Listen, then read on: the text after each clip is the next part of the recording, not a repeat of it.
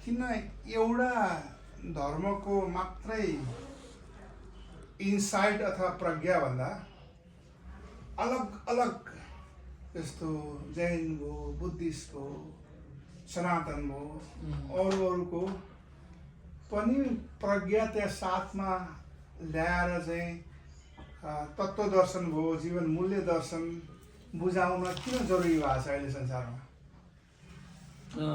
हिंदी में बोल सकते हैं। ठीक है मतलब नेपाली में बताएको राम्रो हो, हिंदी में अच्छा जुनमा फ्लुएंट बात अच्छी है। कहने का मतलब जो है ना, एक ही उपासना, एक ही उपास्य होने के स्थान पर जो अनेक उपासनाएं हम लोग के सनातन में क्यों प्रचलित है ना, और बौद्ध जैन इत्यादि के रूप में, तो ये विचार हमेशा उठता है। ये बड़ा प्रासंगिक चीज है जो आपने उठाया है, बहुत सांदर्भिक भी है। प्राचीन काल से इस विषय में आज तक विचार विमर्श चलता आया है। सेमेटिक रिलीजन से इसका थोड़ा सा यही भेद है, और वैदिक सनातन की यही खूबी और यही खूबसूरती भी है कि इसमें प्रत्येक कंकड़ में शंकर देखने की इसकी जो विशेषता है। और रुचिरम वैचित्र्यात ऋजुकुटिल नाना पथजुषाम, इसमें बताया है कि अपने अपने रुचि के अनुसार जो है सीधा चलने वाले, कुटिल मार्ग से चलने वाले, कठिन मार्ग से चलने वाले, भक्ति मार्गी, ज्ञान मार्गी, कर्म मार्गी, अनेक प्रकार के विचारधारा के भक्तों के लिए अनेक प्रकार की उपासना का विधि विधान यहाँ पर दिया गया है। इसीलिए ये एक दोष न हो करके ये एक शोभा है, ये गुण है। जैसे एक बगीचे में अनेक प्रकार के पुष्प जो है पुष्पित होते हैं, खिलते हैं, तो वो बगीचा बहुत सुंदर लगता है। और एक ही प्रकार के पुष्प होने पर जो है उसकी सुंदरता उतनी अच्छी नहीं होती है जितनी विविधता में होती है। इसको हम लोग जीते हैं, देखते हैं। यहाँ पर ऐसा है कि यथा पिंडे तथा ब्रह्मांडे, ये माना गया है वैदिक सनातन में। और बौद्ध और जैन भी इसी के अंग ही हैं। वो भले अवैदिक हैं, सीधे वेद को नहीं मानते, लेकिन परंपरा, इसी की परंपरा के वो भी हैं। यही बात जो लंदन की बात हो रही थी, वो उनका विजय नहीं होगा जो कुछ विपरीत बोले हैं। सर आपने तो एक चीज बोला कि अलग अलग रुचि, हाँ, अलग अलग विचार वाले लोग होते हैं इस जगत में। हाँ, रुचिराम वैचित्राद ऋजुकुटिल नाना पथजुषाम, और फिर ऋणाम में को गम्यम तमसि पैसा अर्ण वही वह। इसका अर्थ क्या हुआ? सेकंड, इसका मतलब ये हुआ कि जैसे सारी नदियां जो हैं वो बहती हैं, ऋणाम में को गम्यम, हाँ, सारी नदियां जिस प्रकार से समुद्र की ओर जाती है, हाँ, कोई भी नदी जो है समुद्र की ओर नीचे जाती है। कहीं भी आप पानी डालिएगा तो नीचे पानी बहता है। क्यों? क्योंकि उसका जो मूल स्रोत समुद्र जो है वो नीचे की ओर है। उसी प्रकार जो परब्रह्म परमेश्वर परमात्मा जो समष्टि तत्व जिसको हम कहते हैं, वो एक ही है। और वो अनेक प्रकार से जो विचारधारा के लोग हैं, भक्त लोग हैं, वो आते हैं अनेक प्रकार से, लेकिन पहुंचते हैं एक ही जगह। जैसे समुद्र में पहुंचते हैं, उसी प्रकार वो सारे लोग एक ही स्थान पर पहुंचते हैं। उसके नाम अलग हैं, वो तत्व अलग नहीं है। जैसे आकाशात पतितम तोयम यथा गच्छति सागरम सर्वदेव नमस्कार केशवम प्रति गच्छति। चाहे शिव कहिए, चाहे केशव कहिए, चाहे विष्णु कहिए, चाहे नारायण कहिए, चाहे हर कहिए, चाहे हरि कहिए, चाहे बुद्ध कहिए। बुद्ध माने awakened person is called Buddha. वो बुद्ध कहिए। जैन जयति आत्मानम इति जिनः जिने भवः जैनः, जो अपने को अपने दोषों पर जिसने विजय प्राप्त किया है वही जैन होता है। तो ये सारी परंपराएं जो हैं उसी को प्राप्त करती हैं। ये संक्षिप्त विचार है। इसीलिए विश्वविद्यालय में ये जो कंपैरेटिव रिलीजन की पढ़ाई होती जी। है, कंपैरेटिव फिलोसफी की पढ़ाई होती है, ताकि लोग सिर्फ अपने छोटा सा उस पर संप्रदाय पर ही या छोटी सी अपनी ही परंपरा का ही ज्ञान ना हो, कि और चीज़ें भी, जिसको कहते हैं इंग्लिश में टर्मिनोलॉजी तो डिफरेंस है, शब्द हाँ। तो भाव तो शब्द जाल में तो अलग अलग हो सकता है हो सकता बातें, है। मगर ऑन्टोलॉजिकली दे से द सेम थिंग। बहुत ये चीज़ बताने के लिए आप जो कंपैरेटिव रिलीजन डिपार्टमेंट का जो हेड भी रह चुके बहुत- हैं, बहुत- क्या बहुत- आपने बहुत। कई सारे बातें की। अब यहाँ पर मैं पूछता हूँ, हम्म। आपके डिपार्टमेंट में, आपके यूनिवर्सिटी में तो कई और देशों के विद्वान भी आते होंगे, है ना? तो वहाँ से एक दूसरे को सीखने का मौका भी मिलता है। हाँ, एक दूसरे को सीखने का मौका भी मिलता है। कई देशों के साथ में हम लोग के MOU जो बोलते हैं, हाँ। ऐसा म्यूचुअल अंडरस्टैंडिंग भी है, संबंध भी है। और कई विदेशी भी जो हमारे यहाँ विद्यार्थी के रूप में अध्ययन करते हैं, सीखते हैं, और भारत में रह करके सीखने के बाद वो जो है वो यहीं के होकर के रह जाते हैं। बहुत से लोग अपने देश लौटना नहीं चाहते हैं, ये भी हम लोग देख रहे हैं आज जो है सो। और आपने एक बहुत अच्छी बात बताई, क्योंकि हम उसी पर काम कर रहे हैं। क्योंकि हमारे यहाँ भी जो हैं, चाहे नेपाली समाज लीजिए, हिंदू समाज लीजिए, उसमें क्या है कि अनेक संप्रदाय हैं, वैष्णव, शैव, शाक्त, गाणपत्य, और इस समय और भी निकले हैं। और वो अपने अपने संप्रदाय को ही श्रेष्ठ मान करके चलते हैं, और दूसरे को अश्रेष्ठ मानते हैं, कहीं कहीं निंदा भी करते हैं। ये सब निंदा स्तुति में जो है सारा समाज चल रहा है। और दैव संजोग से मैं भी जो है प्रारंभिक काल से ही वैष्णव दीक्षा में दीक्षित रहा, बचपन में ही 11 साल की उम्र में, और वैष्णव हो गया। और धीरे धीरे सीखता गया तो ये पढ़ा गया प्रारंभिक काल में कि वैष्णव के अतिरिक्त जितने भी हैं वो किसी की मुक्ति नहीं होगी, वही वैष्णव ही मुक्त होता है। ऐसा ही शास्त्रों में सीखा गया। लेकिन भगवान की कृपा रही, धीरे धीरे कंपैरेटिव फिलॉसफी में हम आए। हमने शैव भी पढ़ा, शंकराचार्य भी पढ़ा, बौद्ध भी पढ़ा, जैन भी पढ़ा। सब पढ़ने के बाद हमको लगता है कि सब जगह तो एक ही चीज़ है, इसमें तो कोई फर्क ही नहीं है। इस समय मेरा एक छोटा सा ग्रंथ तैयार भी हो रहा है, दर्शन सारा करके, जिसमें 10-12 दर्शनों का सार तत्व निकाल करके वो भी मुद्रण में गया है। छोटी सी पुस्तक है, 100-200 पेज की, वो छपने वाली है। उसमें हमने कंपैरेटिव फिलॉसफी का मतलब भी उसमें दिखा दिया है कि क्या होता है। क्योंकि एक ही दर्शन को जानने वाला व्यक्ति और 2 दर्शन को जानने वाला व्यक्ति, उन दोनों व्यक्ति के चरित्र में, व्यवहार में फर्क पड़ता है। कैसे? जैसे हम यदि अद्वैत दर्शन भी पूरा जानते हो और विशिष्टाद्वैत भी जानते हो, निम्बार्क भी जानते हो, द्वैत भी जानते हो, तंत्र भी जानते हो, तो हमारा व्यवहार थोड़ा सहिष्णु होगा। हम देखेंगे कि हाँ, शंकराचार्य जी ने ऐसा बोला, इसका ऐसा बोला, इसके मत में ऐसा है। अब केवल हमने जो है विशिष्टाद्वैत ही पढ़ा, केवल अद्वैत ही पढ़ा, तो उसमें क्या है कि सबका खंडन है और अद्वैत की पुष्टि है, और उसी के दृष्टि से हमने नीचे से ऊपर तक पढ़ा है। तो हमारे दिमाग में घुस गया कि बस यही सही है। लेकिन ये बात गलत सिद्ध होगी। जब हम चारों ओर देखेंगे तब समझ में आएगा कि ये तो एकम सत विप्रा बहुधा वदंती, ये तो वेदे ने कहा कि एकम सत विप्रा का मतलब यहाँ पर विद्वान, बहुधा वदंती अनेक प्रकार से इस बात को करते हैं। इस बात को हमने सौभाग्य से 1-2 मुस्लिम विद्यार्थी भी हमारे साथ पढ़े और यहाँ से आचार्य करके गए। एक तो गोल्ड मेडल भी हो गया, अभी भी हमारे संपर्क में है। उसके साथ में भी हमारी चर्चा होती थी, तो बेचारा बड़ा भाव विह्वल होता था, कहता था कि है तो बहुत अच्छा है, लेकिन अब हम लोग तो क्या करें, अब जो है हैं इसी में जो है। लेकिन वो अहमदिया संप्रदाय का था मुस्लिम में भी।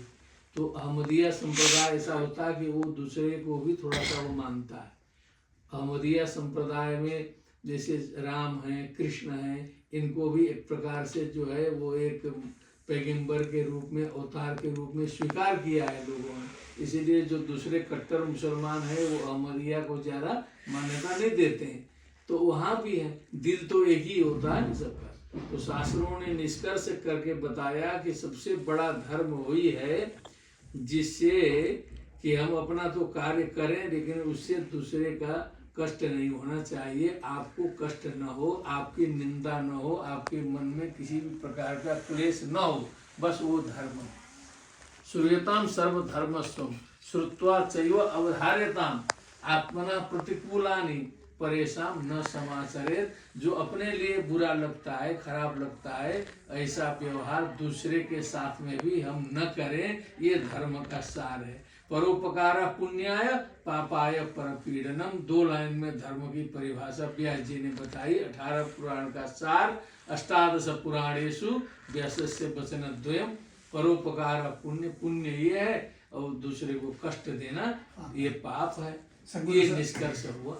बहुत बड़ा अच्छा बात। और जब ये जो कंपेरेटिव फिलोसफी, कंपेरेटिव रिलीजन की बात हो रही है हमारे आपस में, ये इससे एक सामंजस्यता, अंडरस्टैंडिंग में, समझ में भी एक समझ आ जाएगा कि हर एक पर्सपेक्टिव में वही चीज़ों को, वही यूनिवर्सल ट्रुथ को, वही यूनिवर्सल ह्यूमन वैल्यू को इंगित किया गया है।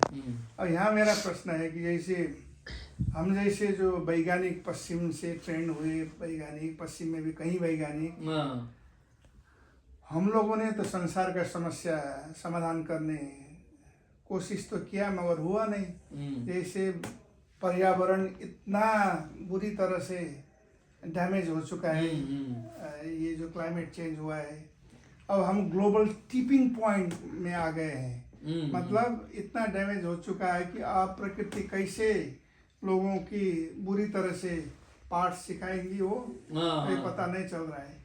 ऐसी जो एक सिचुएशन वो हुआ। दूसरा, एक ही वर्ण की लोग, जैसे रशियन, यूक्रेनियन, एक ही वर्ण की, रशियन ऑर्थोडॉक्सी मानते हैं, एक भाई को मार रहे हैं बहुत बुरी तरह, चल ही रहा है। एक ही अब्राहम की संतान पैलेस्टाइन, इजराइल, वो भी एक को मार रहे हैं। तो मेरा ये एक प्रश्न है कि जो इतना बड़ा डैमेज लोगों ने वातावरण पर किया है, इसलिए जलवायु परिवर्तन हो रहे हैं, इसको ठीक करने के लिए कंपैरेटिव रिलीजन, कंपैरेटिव फिलोसफी कैसे देन दे सकता है? बहुत बढ़िया है, बहुत बड़ा अच्छा प्रश्न किया आपने। क्या किया जाए, ये थोड़ा सा ये भी ध्यान करते रहिए। एक ही अब्राहम के संतान आपने कहा ना, बहुत अच्छा लगा हमको। और ये चीज व्यास जी ने बहुत पहले द्वापर युग के अंत में व्यास जी ने ये बात कही है, उठाई थी। हम लोग के जो व्यास जी है ना, वेद व्यास, 18 पुराण लिखने वाले, उन्होंने कहा कि ये भगवान की लीला और सृष्टि की लीला को मैं समझ नहीं पा रहा हूँ कि मिथो निघ्नन्ति भूतानि, ये प्राणी, ये जीव एक दूसरे का प्राण हरते हैं, एक दूसरे को मारने पर उतारू होते हैं, एक दूसरे की हत्या करते हैं।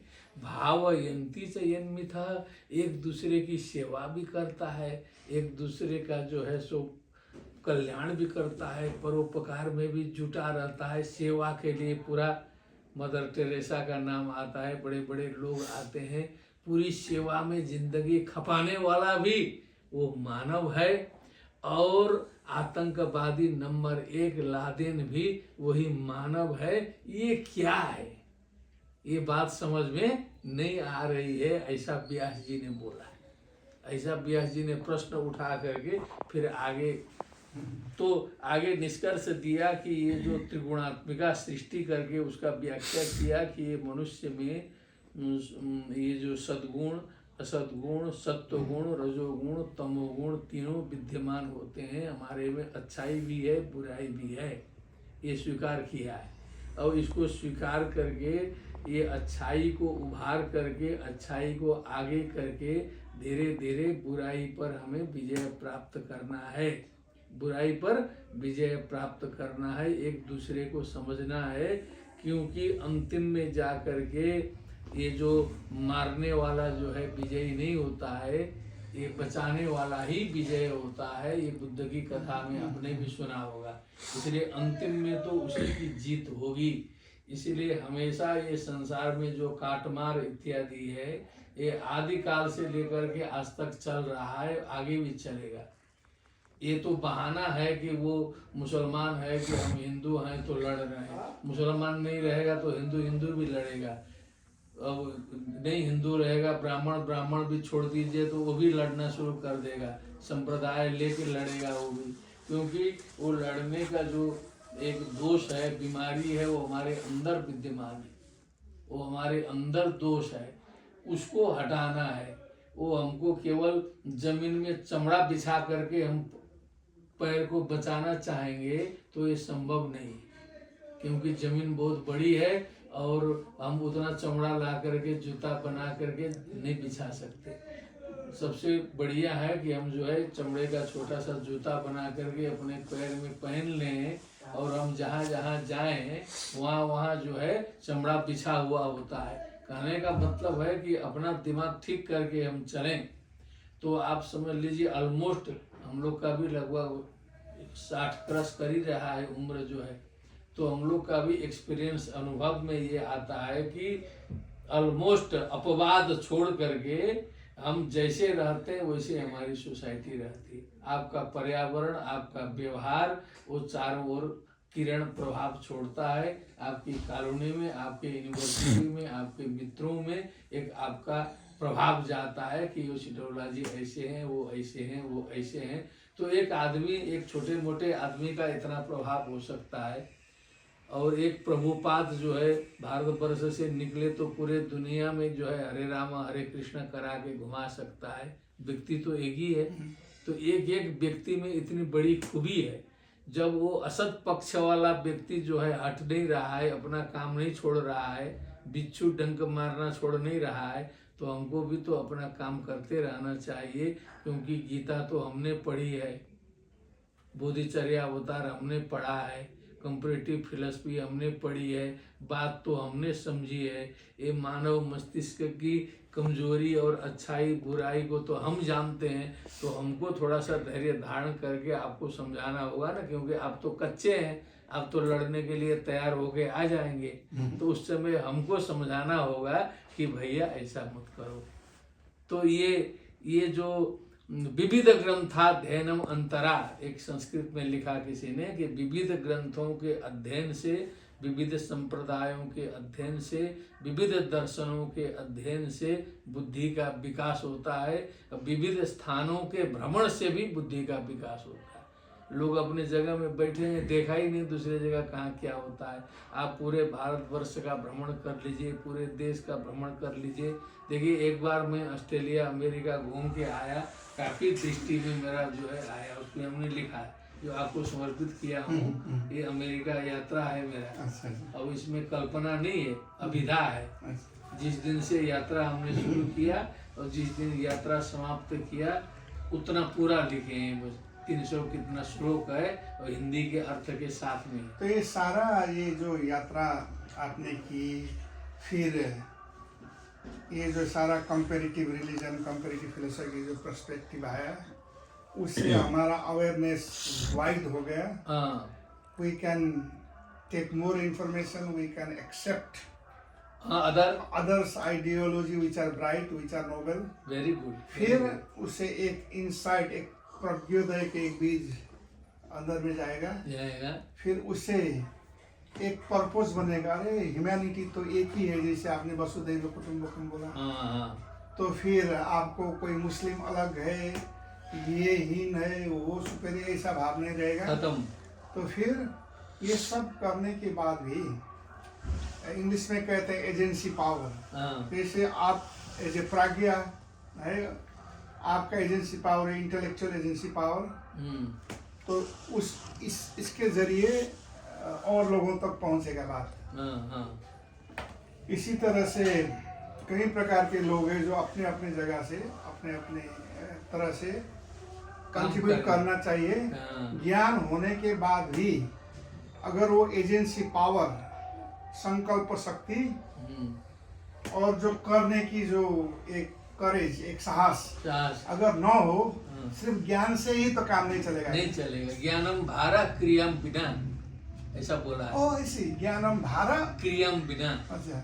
विदाउट एक्शन तो knowledge is just bondage, burden burden. Luggage. जैसे ढो करके चलते हैं, अच्छा। भूरी भार। अरे आपको ऐसा ऐसा बोला है कि यो न धित्य दिजो वेदम अन्यत्र कृते श्रमम। वो गधा है बोला है शास्त्रों में कि वो ब्राह्मण, वो विद्वान जो केवल शास्त्र पढ़ता है और आचरण नहीं करता है। शास्त्राणि अधीत्या भी भवन्ति मूर्खा, शास्त्र पढ़ के भी मूर्ख होता है। यस्तु क्रियावान पुरुषा सब विद्वान, जो क्रियावान होता है, आचरण में उतारता है, वही विद्वान होता है। केवल औषधि का नाम दिमाग में सोचने से जो है बीमारी ठीक नहीं होती है। केवल औषधि का नाम लेने से नहीं होता है, वो औषधि को ग्रहण करना पड़ता है। सर आपने तो कई प्रकार के पीएचडी, पोस्ट डॉक, कई प्रकार के लोगों को देखा है, सुपरवाइज किया है। जैसे अलग विचार वाले, अलग मत वाले लोगों को भी प्रेम से समझाकर उनका जो दिल परिवर्तन करने के लिए, चित्त को परिवर्तन करने के लिए, एक सोच की परिवर्तन के लिए हम कैसे पेश आना चाहिए? हमारा पढ़ाई के तरीका कैसा होना चाहिए? पेडागोगी कैसा होना चाहिए सर? बहुत सही, ये संभव है। क्योंकि हमने जो छोटे दायरे में पाया है, क्योंकि हम यहाँ प्रातः काल जो है संस्कृत की कक्षा लेते हैं बहुत पहले से। सरल संस्कृतम किताब उसी में तैयार हुआ है।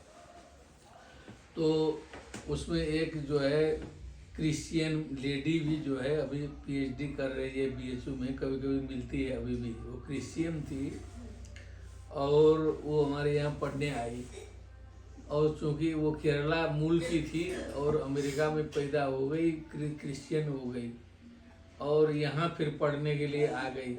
फिर यहाँ हमारे साथ 2 साल 3 साल पढ़ी और बहुत प्रश्न करती थी बड़े बड़े विद्वानों से। उधर भी विदेशी में संपर्क था उसका। फिर पूछते पूछते पूछते उसको हमने बहुत कुछ बताया, लेकिन हमने नहीं बोला कि तुम क्रिश्चियन छोड़ो, ये करो वो करो। आज वो हिंदू बन गई है। कर 10-12 साल विचार करने के बाद सोच विचार के उसने जो है क्रिश्चियन छोड़ दिया।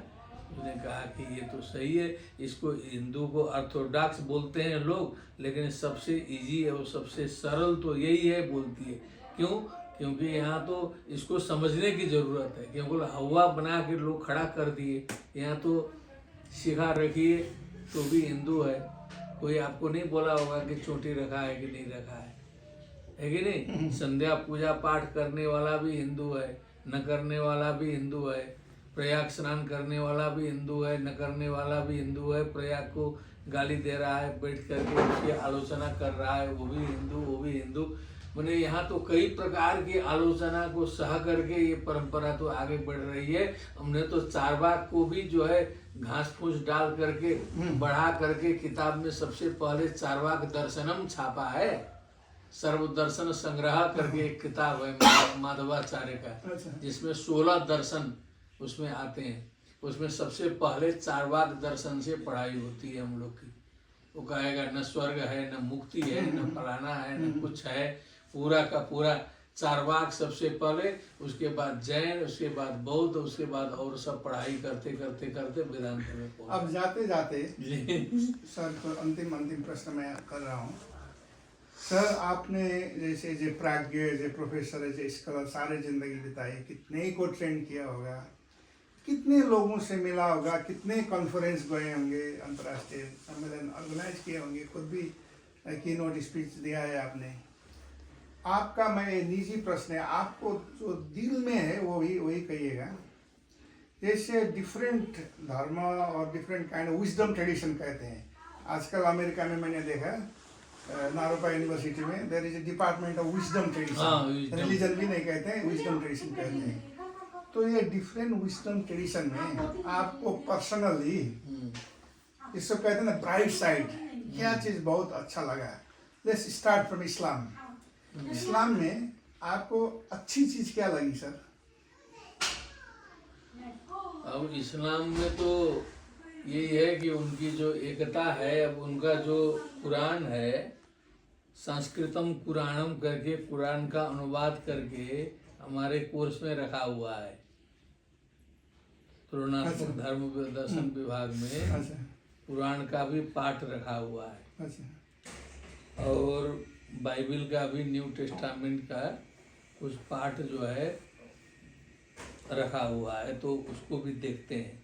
तो इस्लाम में भी जैसे वो इंसानियत की बात करता है, सेवा की बात करता है कि पड़ोसी की खुशी देखनी चाहिए, क्योंकि उसको ग्रंथ के हिसाब से देखने पर ऐसा कहीं भी दिखाई नहीं देता है जैसा कि जो उससे आतंकवाद पनपे वो पनपे, ऐसा उसमें नहीं दिखाई देता है। उसमें तो इंसानियत की बात ही आती है। अब रही बात, संविधान में तो अच्छी बात लिखी हुई है, लेकिन अब मनुष्य की एक कमी अपने अंदर रहती है। लिखने के लिए तो हम लोग के वेद में भी लिखा है कि नान्या पंथा विद्यते अयनाय, जाने के लिए दूसरा रास्ता नहीं है। हम लोग के प्रत्येक संप्रदाय में लिखा है, शैव संप्रदाय में लिखा है कि इसके अलावा दूसरा रास्ता नहीं है, वैष्णव में भी लिखा है इसके अलावा दूसरा रास्ता नहीं है। यही चीज उसमें भी लिखा है, कुरान में भी इसके अलावा दूसरा बाइबल में भी वही है, बाइबल में भी वही है, I am the way, Jesus is the way. लेकिन इन सबके होते हुए भी ये जो हम लोग जो सनातनी लोग हैं अपने दिमाग से थोड़ा सा सोच के चलते हैं, दिमाग से सोच के चलते हैं कि ठीक है ये लिखा है लेकिन और भी कुछ होता है। इतना देखिए हम लोग अपना विवेक लगाए, उन लोगों ने भगवान की कृपा से विवेक का उपयोग कम किया, ऐसा लगता है मुझे, क्योंकि विवेक उपयोग करने वाले भी उसमें हैं लेकिन उनकी संख्या काफी कम है। ठीक है, फिर भी जहाँ तक मेरे को समझ में आई, समाज को भी देखना, जैसे उनके जाकात है वो ब्राइट साइड है, जकात है। फिर अगर सही अर्थों में उनके जो जिहाद है इसको सम्यक प्रयत्न भी कर सकते हैं। उसमें से जिहाद अकबर, अपने जो नफ्स का जो क्लीन अप करना, चित्त को परिशुद्ध करना, वो भी ब्राइट साइड हो सकते हैं। फिर बुद्ध धर्म में आपको कौन सा बहुत ब्राइट साइड लगा आपको पर्सनली? बुद्ध धर्म का तो अहिंसा परमो धर्म पहली चीज है ही। दूसरी चीज जो है अपदीपो भव, उन्होंने कहा कि आत्मदीपो भव, स्वयं को दीप बनाओ। क्या करो? स्वयं को दीप बना के चलो, स्वयं में समझ आ जाए, समझ में आ जाए, समझ आ जाए। और वो इधर उधर लोग परलोक की चिंता ज्यादा न करके वर्तमान पर ज्यादा ध्यान दो। ये भी निष्कर्ष पर उसका आता है कि वर्तमान पर ध्यान दो और सेवा और दूसरे को कष्ट न देना, ये बुद्ध धर्म का है। बहुत है। अतीतम नानु सोचंती नप्प जपंती नागत। फिर सर ये क्रिश्चियनिटी में आपका कौन सा चीज ब्राइट लगा है? क्योंकि you are a professor of comparative religion.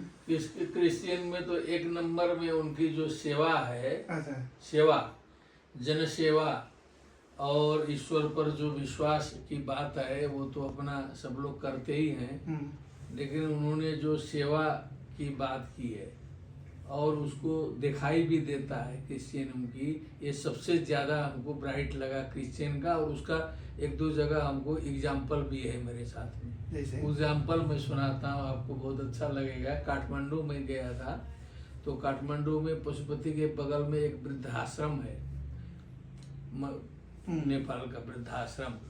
तो वहाँ एक गौतम जी थे, जब हम लोग गए थे तो वृद्धाश्रम का निरीक्षण करने गए, तो वहाँ पर जो है बैठ के देख रहे हैं तो कुछ जो है वो जो मदर टेरेसा का पगड़ी बांध करके सेवा करने वाले कुछ लोग दिखाई दिए हम लोगों को। तो उन्होंने पूछा कि ये क्या है? ये तो नेपाल सरकार का जो है वृद्धाश्रम है, तो इसमें जो मदर टेरेसा वाले का प्रवेश कैसे हो गया? प्रश्न की बात है। तो गौतम जी ने बताया, जो उसके व्यवस्थापक थे, उन्होंने बताया इसका रहस्य ये है कि यहाँ जो सामान्य वृद्ध हैं, जो चल फिर सकते हैं, उनकी सेवा के लिए तो बहुत से लोग तत्पर हैं सेवा करने के लिए, लेकिन जिनको कोढ़ हो गया, जो चल फिर नहीं सकते, जो सड़े हुए हैं, परम विपन्ना अवस्था में हैं, वैसे लोगों की सेवा के लिए यहाँ कोई उपलब्ध नहीं है। और ये मदर टेरेसा वालों ने प्रस्ताव रखा कि इन परम उपेक्षितों की सेवा हम करेंगे। तो मीटिंग करके हम लोगों ने इनको अलाउ किया और ये हम लोग को सही भी लग रहा है कि जिसकी सेवा दूसरा नहीं कर पा रहा है उसकी सेवा ये लोग कर रहे हैं। ये देख करके हमको लगा कि जो है केवल ये सुनी सुनाई बात पर दौड़ना ठीक नहीं है, ये प्रत्यक्ष से देख लिया है ना, सेवा का प्रत्यक्ष सही। से देख। सर जैनों में आपको क्या लगा सबसे ब्राइट साइड जैन में? जैन का ब्राइट साइड ये लगा कि दूसरे की बात भी सुनो। ये जो अभी हम लोग इतना बतिया रहे हैं ना, है कि नहीं, ये पॉइंट जैन ने सिखाया। स्यादवाद आपने सुना होगा। स्यादवाद फिलोसफी क्या है? स्यादवाद फिलोसफी जैसे हमारा सिद्धांत है वैसे ही आपका भी सिद्धांत सही हो सकता है। इसीलिए 100% जो है अपने में अंधा होकर के मत चलो, ठीक है कि नहीं। पूर्णता से किसी चीज को लेना चाहिए। हाथी का पैर पकड़ के मत चलो, हाथी का कान पकड़ के मत चलो, कंप्लीट में उस हाथी को जानना है। ये जैन का है।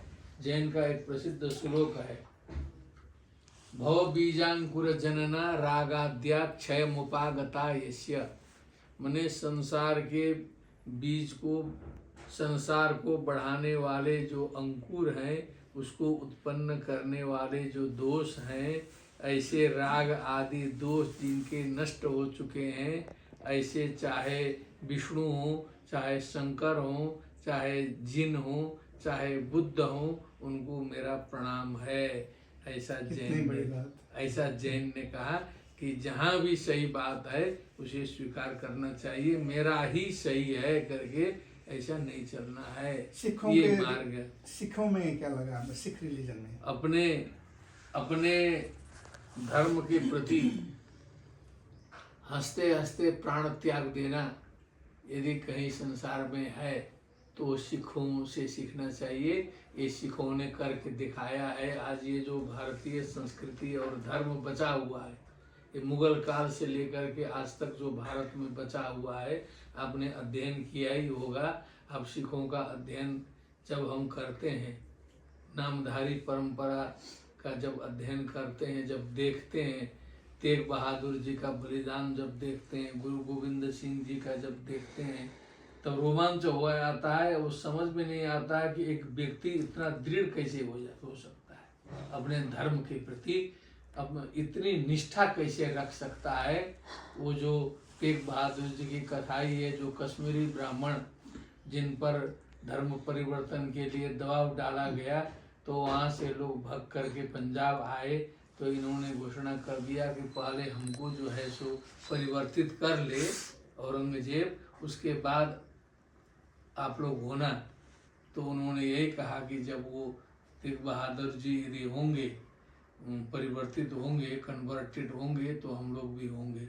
तब इनको समझाने के लिए पीछे पड़ा और इनका आँख निकाला गया, क्या किया गया आपने सब देखा।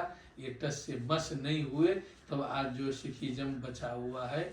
और वो भारतीय संस्कृति परंपरा के रक्षा के लिए ये शिष्य से ये सिख बना है। शिष्य और जो अभय है उनका वो भी मूल मंत्र है। मूल मंत्र अभय सत्य संसिद्धि ज्ञान योग व्यवस्थित। सर ये जुदाइज्म है ना, जुदाइज्म जो यहूदियों का धर्म है, इसका ब्राइट साइड क्या लगा आपको? ये पढ़ाई होती है यहाँ यहूदी वाला? हाँ, यहूदी वाले का थोड़ा सा कम होता है। यही ना है, यहूदी जो शरीर को पारसी है वो तो है ना। यहूदी लोग जो जैसे मोसेस की, मोसेस की जो 10 कमांडमेंट है उसमें ओल्ड टेस्टामेंट वाले, तो ये भी तो सेवा के लिए और लगे हुए हैं। चलिए अब अंत में हम लोग तो सनातन धर्म की बात करते हैं। भारतवर्ष में सारा आप भी उसी में जीते हैं। क्या चीज आपको बहुत अच्छा लगा सनातन धर्म में? चुटकुले में 1-2 लाइन में। सनातन धर्म में सनातन धर्म में तो बहुत सी बातें आ गई हैं। तो ये बताने की कृपा करें सर, आपके अनुभव में क्या सबसे ब्राइट साइड लगा उसका, और सिंस हम उसी में है इसलिए हमको भी ये पता होना चाहिए कि नॉट सो ब्राइट साइड, ये बताने की कृपा करें। ऐसा है ना कि आत्मनः प्रतिकूलानि परेशान न समाचरेत, अपने को जो खराब लगता है ऐसा व्यवहार दूसरे के साथ न करें। धृति क्षमा दमोस्तेयम शौचम इंद्रिय निग्रह धीर विद्या सत्यम क्रोधो दशकम धर्म लक्षणम वसुधैव कुटुंबकम सर्वे भवन्तु सुखिनः सर्वे सन्तु निरामया सर्वे भद्राणि पश्यन्तु माँ कश्चित दुख भाग भवेत। अब उद्धरेत आत्मनात्मानम, इसका मतलब है स्वयं से स्वयं को ऊपर उठाइए। नात्मानम अवसादेत, स्वयं से स्वयं को नीचे मत गिराइए। अपना शत्रु भी स्वयं है, अपना मित्र भी व्यक्ति स्वयं है। ये सनातन धर्म का संदेश है पूरे विश्व को। इसी संदेश के बल पर आज सनातन धर्म पूरे विश्व में फैल रहा है। जो भी इसको गहराई से देख रहा है वो उसका कम से कम प्रशंसक बन रहा है। धन्यवाद सर, आपको ये समय के लिए बहुत बहुत धन्यवाद। ये जिस चीज़ का मैं प्रोफेसर हूँ, सारा वातावरण पृथ्वी, ये ग्लोबल चेंज का, तो ऐसा आशीर्वाद दीजिए कि ये सारा पृथ्वी वसुधा बने मेरे लिए, तो सबके लिए। और मैं और मेरी धर्मपत्नी भी जो आपके यहाँ आकर जो थोड़ा बहुत वक्त गुजारे हम लोगों ने, हम दोनों के आप आशीर्वाद दीजिए। बहुत बहुत धन्यवाद।